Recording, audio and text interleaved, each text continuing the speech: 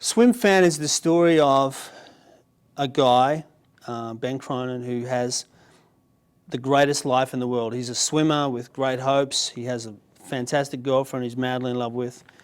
A new girl comes to town, and one night he gets in an unfortunate situation with her, and they end up having this kind of fling, this one-night stand.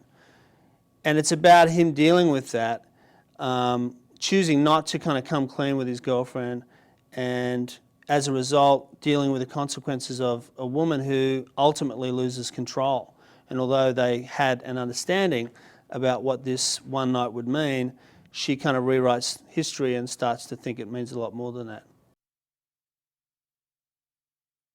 I mean, the Ben and Amy relationship is meant to be the idyllic relationship. I mean, obviously it's very difficult to do that in the movies without seeming corny and cheesy, but you know, I decided early on that these two were, unlike a lot of high school relationships, these are the two that actually are going to stay together forever.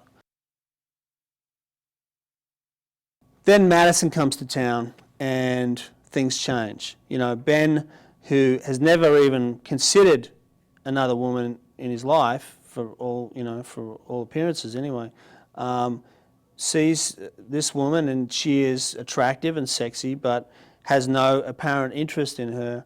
Over the course of the next few days, though, one thing leads to another, and actually through a series of kind of just happenings, they end up together.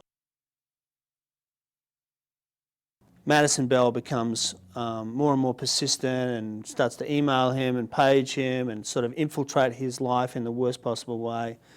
And he makes the mistake of never actually being honest and saying, listen, I did tell you, you know, this is not what you want it to be. I have a girlfriend. And he also makes the mistake of not telling Amy, so she's always got that kind of against him. And one thing leads to another, and Amy finds out, and he loses his relationship, and then Madison starts to do some even more evil and kind of, nasty things to Ben.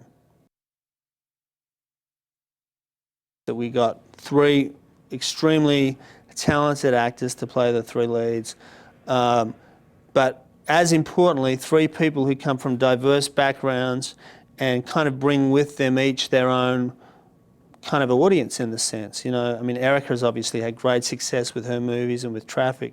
Jesse has done his thing with, you know, Bring It On and Clockstopper and all that. And Shiri, who's done movies as well, but also has probably had a lot of success with the show Roswell. So these three people bring with them a certain kind of an audience. Working in a pool it's probably the single hardest place I've ever had to shoot.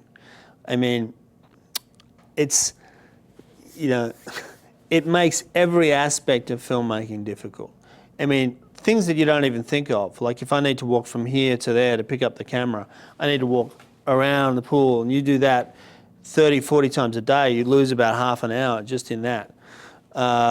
Obviously, water creates a problem. Once you've got water and electricity, there are huge safety issues. Cameras and water, huge kind of technical problems. It was hot.